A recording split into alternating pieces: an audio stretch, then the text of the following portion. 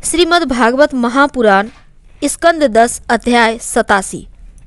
राजा परीक्षित ने पूछा, भगवान, ब्रह्म कार्य और कारण से सर्वथा परे है। सत्व रज तम ये तीनों गुण उसमें हैं ही नहीं। मन और वाणी से सत्संग के रूप में भी उसका निर्देश नहीं किया जा सकता। दूसरी ओर समस्त श्रुतियों का विषय गुण ही है। वे जिस विषय का वर्णन करती हैं उनके गुण जाति क्रिया अथवा रूढ़ी का ही निर्देश करती हैं। ऐसी स्थिति में श्रुतियाँ निर्गुण ब्रह्म का प्रतिपादन किस प्रकार करती हैं, क्योंकि निर्गुण वस्तु का स्वरूप तो उसकी पहुंच के परे है। श्री सुखदेव जी कहते हैं, परीक्षित, भगवान सर्वशक्तिमान और गुणों के निधान हैं। श्रुतियाँ अस्पष्टतः सद्गुण ही निरूपण करती हैं, परंतु विचार करने पर उनका तात्पर्य निर्गुण ही निकलता है। विचार करने के लिए ही भगवान ने जीवों के लिए बुद्धि, इंद्रिय, मन और प्राणों की सृष्टि की है। इनके द्वारा वे स्वेच्छा से अर्थ, धर्म, काम और मोक्ष अर्जन कर सकते हैं।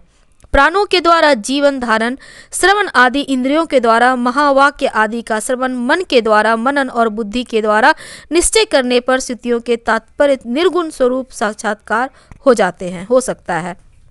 इसलिए प्रतिपादन करने पर भी वस्तुतः निर्गुण परक है। ब्रह्म का प्रतिपादन करने वाली उपनिषद यही स्वरूप है। इसे पूर्वजों के भी पूर्वज सनक आदि ऋषियों ने आत्मनिश्चय के द्वारा धारण किया है। जो कि मनुष्य इसे श्रद्धापूर्वक धारण करता है, वह बंधन के कारण समस्त उपाधियों अनात्म भावों से मुक्त होकर अपने परम कल्याण स्वरूप परमात्मा को प्राप्त हो जाता है। इस विषय में मैं तुम्हें एक गाथा सुनाता हूँ। उस गाथा के साथ स्वयं भगवान नारायण का संबंध है। वह गाथा देवर्षि नारद और श्री ऋषि श्रेष्ठ नारायण का संवाद है। एक समय की बात है, भगवान के प्यारे भक्त देवर्षि नारद जी विभिन्न लोकों में विचरण करते हुए सनातन ऋषि भगवान नारायण दर्शन करने के लिए बद्रीनाथ आश्रम गए। भगवान नारायण मनुष्यों के लौकिक कल्याण और परम निःश्रेयस भगवत स्वरूप अथवा मोक्ष की प्राप्ति के लिए इस भारतवर्ष में कल्प के प्रारंभ से ही धर्म, ज्ञान और संयम के साथ महान तपस्या कर रहे हैं। परीक्षित, एक दिन वे कलाप ग्रामवासी सिद्ध ऋषियों के बीच बैठे थे। उस समय नारद जी ने उन्हें प्रणाम करके बड़ी विनम्रता से यही प्रश्न पूछा जो तुम मुझसे पूछ रहे हो। भगवान नारायण ने ऋषियों की उस भरी सभा में नारद जी को उसके प्रश्न का उत्तर दिया और वह कथा सुनाई जो पूर्वकालीन जनलोक निवासियों में परस्पर वेदों के तात्पर्य और ब्रह्म के स्वरूप के संबंध में विचार करते समय कही गई थी। भगवान नारायण ने कहा, नारद जी, प्राचीन काल की बात है। एक बार जनलोक में वहां रहने वाले ब्रह्मा के मानस पुत्र नैष्ठिक ब्रह्मचारी सनक, सननंदन, सनातन आदि परम ऋषियों का ब्रह्म सूत्र यानी प्रवचन हुआ, तो उस समय तुम मेरी श्वेत दीपाधिपति अनिरुद्ध मूर्ति का दर्शन करने के लिए श्वेत दीप चले गए थे। उसमें वहां उस ब्रह्म के संबंध में बड़ी ही सुंदर चर्चा हुई थी, जिसके विषय में श्रुतियां भी मौन धारण कर लेती है। स्पष्ट वर्णन ना करके तात्पर्य रूप लक्षित कराती हुई उसी में सो जाती है। उस ब्रह्म में यही प्रश्न उपस्थित किया गया जो तुम मुझसे पूछ रहे हो। सनक, सननंदन, सनातन, सनत कुमार ये चारों भाई शास्त्रीय ज्ञान, तपस्या और शील स्वभाव में समान हैं। उन लोगों की दृष्टि में शत्रु मित्र उदासीन एक से है। फिर भी उन्होंने अपने मन से सननंदन को वक्ता बना लिया और शेष भाई सुनने के इच्छुक होकर बैठ गए। सनतनंदन जी ने कहा, जिस प्रकार प्रातःकाल होने पर सोते हुए सम्राट को जगाने के लिए अनुजीवी बंदीजन उनके पास आते हैं और सम्राट के पराक्रम और सुयश का गान करके उन्हें जगाते हैं, वैसे ही जब परमात्मा अपने बनाए हुए संपूर्ण जगत को अपने में लीन करके अपनी शक्तियों के सहित सोए हुए रहते हैं, तब प्रलय के अंत में श्रुतियाँ उनका प्रतिपादन करने वाले वचनों से उन्हें इस प्रकार जगाती है। श्रुतियाँ कहती है, अजित, आप ही सर्वश्रेष्ठ हैं, आप पर कोई विजय प्राप्त नहीं कर सकता। आपकी जय हो प्रभु, आप स्वभाव से ही समस्त ऐश्वर्यों से परिपूर्ण हैं। इसलिए चराचर प्राणियों को फंसाने वाली माया नाश कर दीजिए। प्रभु, इस गुणमयी माया ने दोष के लिए जीवों के आनंद मैं सहज स्वरूप का आच्छादन करके उन्हें बंधन में डालने के लिए सत्व आदि गुणों को ग्रहण किया है। जगत में जितनी भी साधना, ज्ञान, क्रिया आदि शक्तियाँ हैं, उन सब को जगाने वाले आप ही हैं। इसलिए आपके मिटाए बिना यह माया मिट नहीं सकती। इस विषय में यदि कुछ पूछा जाए तो श्रुतियाँ ही हम ही प्रमाण है। इस यद्यपि हम आपका स्वरूपतः वर्णन करने में असमर्थ हैं, परंतु जब कभी आप माया के द्वारा जगत की सृष्टि करके सगुण हो जाते हैं या निषेध करके स्व परिस्थिति की लीला करते हैं अथवा सच्चिदानंद स्वरूप श्री विग्रह प्रकट करके क्रीड़ा करते हैं, तभी हम आपका वर्णन करने में समर्थ होते हैं। इसमें संदेह नहीं है कि हमारे द्वारा इंद्र, वरुण आदि देवताओं का भी वर्णन किया जाता है, परंतु हमारे सारे मंत्र अथवा सभी मंत्र दृष्टा ऋषि प्रतीत होने वाले इस संपूर्ण जगत को ब्रह्म स्वरूप ही अनुभव करते हैं, क्योंकि जिस समय यह सारा जगत नहीं रहता उस समय भी आप बचे रहते हैं। जैसे घट, मिट्टी का प्याला आदि सभी विकार मिट्टी से ही उत्पन्न और उसी में लीन होते हैं, उसी प्रकार संपूर्ण जगत की उत्पत्ति और प्रलय आप में ही होती है। तब क्या आप पृथ्वी के समान विकारी हैं? नहीं नहीं, आप तो एक रस निर्विकार हैं। इसी से यह जगत आप में उत्पन्न नहीं प्रतीत होता। इसलिए जैसे घट, सराव आदि का वर्णन भी मिट्टी का ही वर्णन है, वैसे ही इंद्र, वरुण आदि देवताओं का वर्णन भी आपका ही वर्णन है।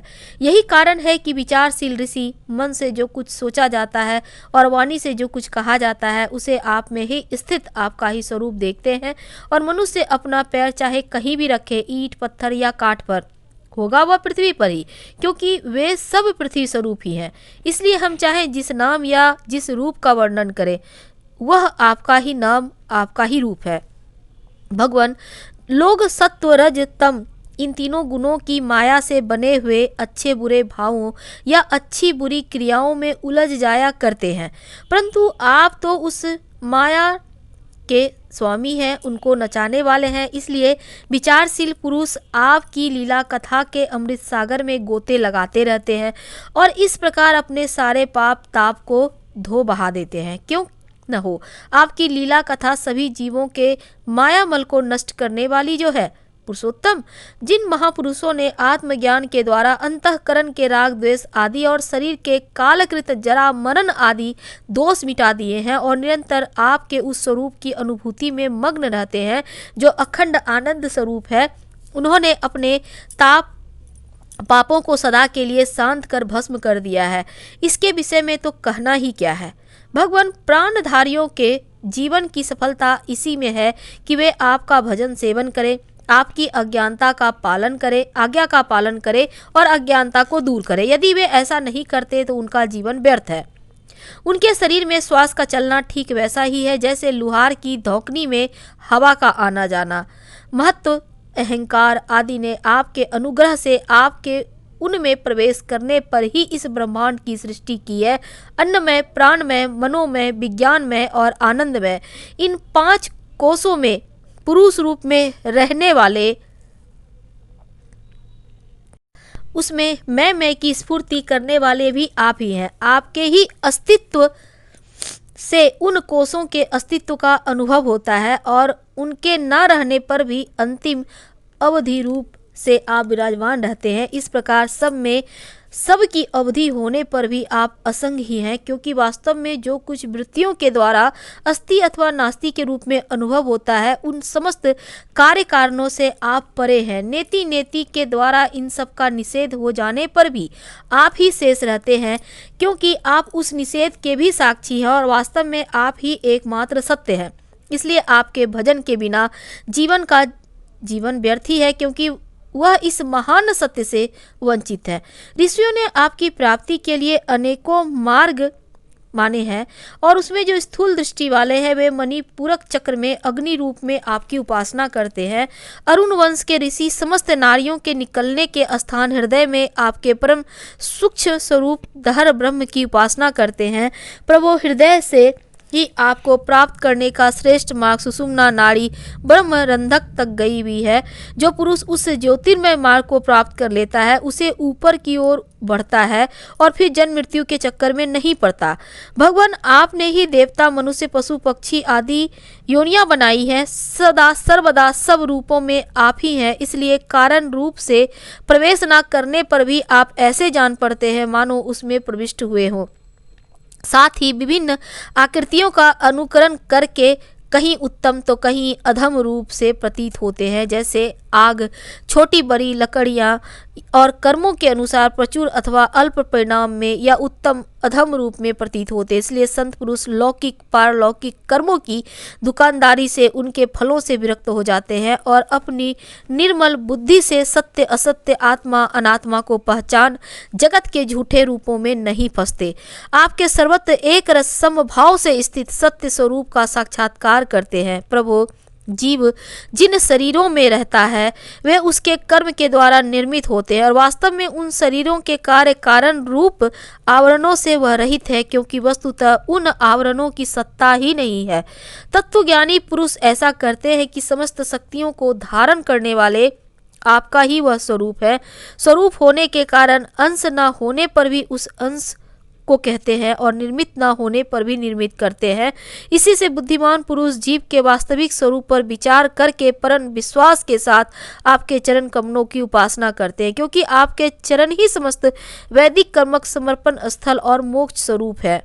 भगवान परमात्मा तत्व का ज्ञान प्राप्त करना अत्यंत कठिन है। उसी का ज्ञान कराने के लिए आप विविध प्रकार के अवतार ग्रहण करते हैं, उनके द्वारा ऐसी लीला करते हैं जो अमृत के महासागर से भी मधुर है, मादक होती है। जो लोग उसका सेवन करते हैं उनकी सारी थकावट दूर हो जाती है, वे परमानंद में मग्न हो जाते हैं। कुछ प्रेमी भक्त तो ऐसे होते हैं जो आपकी लीला कथाओं को छोड़कर मोक्ष की अभिलाषा नहीं करते। स्वर्ग आदि की तो बात ही क्या है, वे आपके चरण कमलों प्रेमी परमहंसों के सत्संग में जहां आपकी कथा होती है इतना सुख मानते हैं, उसके लिए इस जीवन में प्राप्त अपनी घर गृहस्थी का भी परित्याग कर देते हैं। प्रभु, यह शरीर आपकी सेवा का साधन होकर जब आपके पथ का अनुरागी हो जाता है तब आत्मा हितैषी, सुहृदय और प्रिय व्यक्ति के समान आचरण करता है। आप जीव के सच्चे हितैषी, प्रियतम और आत्मा ही है और सर्वदा जीव को अपनाने के लिए भी तैयार रहते हैं। इतनी सुगमता होने पर तथा अनुकूल मानव शरीर को पाकर भी लोग सख्य भाव आदि के द्वारा आपकी उपासना नहीं करते, आप में नहीं रमते, बल्कि इस विनाशी और असत शरीर और उनके संबंधियों में ही रम जाते हैं, उन्हीं की उपासना करने लगते हैं और इस प्रकार अपने आत्मा का हनन करते हैं, उसमें अधोगति में पहुंच जाते हैं। भला यह कितने कटु की बात है, और इसका फल यह होता है कि उनकी सारी वृत्तियां, सारी वासनाएं शरीर आदि में ही लग जाती है और फिर उनके अनुसार उनको पशु पक्षी आदि न जाने कितने बुरे बुरे शरीर ग्रहण करने पड़ते हैं। इस प्रकार अत्यंत भयावह जन्म मृत्यु के रूप में संसार में भटकना पड़ता है। पर वो बड़े बड़े विचारशील योग यदि अपने प्राण, मन और इंद्रियों को बस में करके दृढ़ योगाभ्यास के द्वारा हृदय में आपकी उपासना करते हैं, परंतु आश्चर्य की बात यह है कि उन्हें जिस पद की प्राप्ति होती है उसी की प्राप्ति उन शत्रुओं को भी हो जाती है जो आपसे बैर भाव रखते हैं, क्योंकि स्मरण तो वे भी करते ही हैं। कहाँ तक कहें भगवान, जो स्त्री जो अज्ञानवश आपको परिच्छिन्न मानती है और आपको शेषनाग के समान मोटी लंबी और सुकुमार भुजाओं के प्रति काम भाव से आसक्त रहती है, जिस परम पद को प्राप्त करती है वह पद श्रुतियों को भी प्राप्त होता है। यदि भी हम आपको सदा सर्वदा एक रस अनुभव करते हैं और आपके चरणारविंद मकर रंद रसपान करते रहते हैं, क्यों न हो आप समदर्शी जो हैं, आपकी दृष्टि में उपासक के परिच्छिन्न अथवा अपरिच्छिन्न भाव में कोई अंतर नहीं है। भगवान आप अनादि और अनंत है, जिनका जन्म और मृत्यु काल से सीमित, वह भला आपको कैसे जान सकता है। स्वयं ब्रह्मा जी निवृत्ति परायण सनकादि तथा प्रवृत्ति परायण मरीच आदि के भी बहुत पीछे आपसे ही उत्पन्न हुए हैं।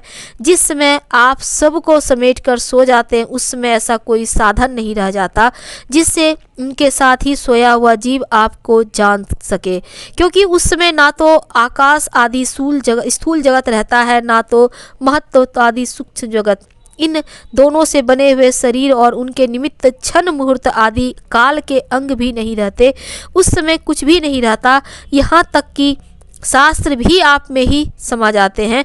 ऐसी अवस्था में आपको जाने की चेष्टा ना करके आपका भजन करना ही सर्वोत्तम मार्ग है। प्रभु, कुछ लोग मानते हैं असल जगत की उत्पत्ति होती है और कुछ लोग कहते हैं सतरूप दुखों का नाश होने पर मुक्ति मिलती है।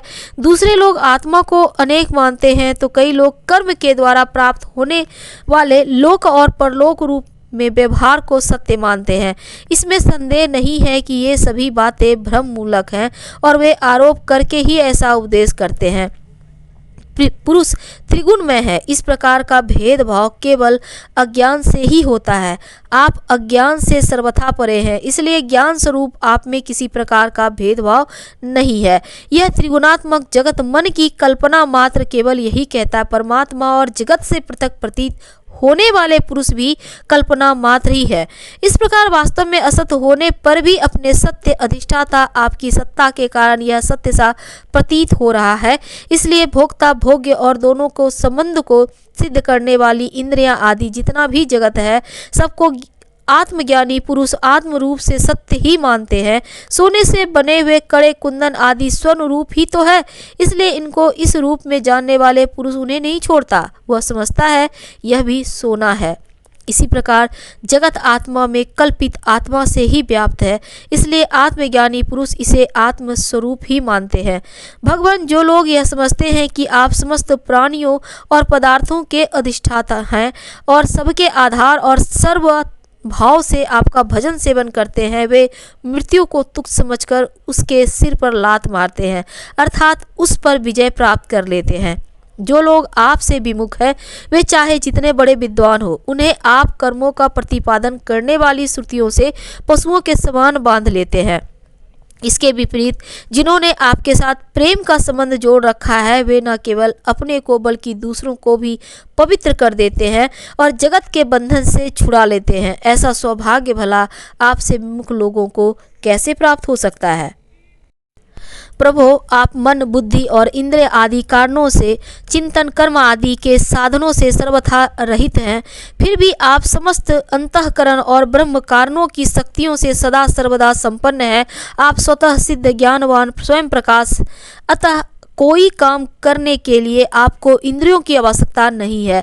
जैसे छोटे छोटे राजा अपनी अपनी प्रजा से कर लेकर स्वयं अपने सम्राट को कर देते हैं, वैसे ही मनुष्यों के पूज्य देवता और देवताओं के पूज्य ब्रह्मा आदि भी अपने अधिकृत प्राणियों से पूजा स्वीकार करते हैं और माया के अधीन होकर आपकी पूजा करते हैं। वे इस प्रकार आपकी पूजा करते हैं कि आपने जहाँ जो कर्म करने के लिए उन्हें नियुक्त कर दिया है, वे आपसे भयभीत रहकर वही काम करते रहते हैं। नित्य मुक्त आप मायातीत हैं, फिर भी जब अपने छिन्न मात्र से, संकल्प मात्र से माया के साथ क्रीड़ा करते हैं, तब आपका संकेत पाते ही जीवों के सूक्ष्म स्वरूप और उनके सुप्त कर्म संस्कार जग जाते हैं और चराचर प्राणियों की उत्पत्ति होती है। प्रभु, आप परम दयालु हैं। आकाश के समान सब में सम होने के कारण ना तो कोई आपका अपना है ना तो पराया। वास्तव में आपके स्वरूप में मन और वाणी की गति ही नहीं है। आप में कार्य कारण रूप प्रपंच का अभाव होने से ब्रह्म दृष्टि से आप शून्य के समान ही जान पड़ते हैं, परंतु उस दृष्टि के भी अधिष्ठान होने के कारण आप परम सत्य हैं। आगे की कथा अगले पार्ट में हम आपसे देंगे। धन्यवाद।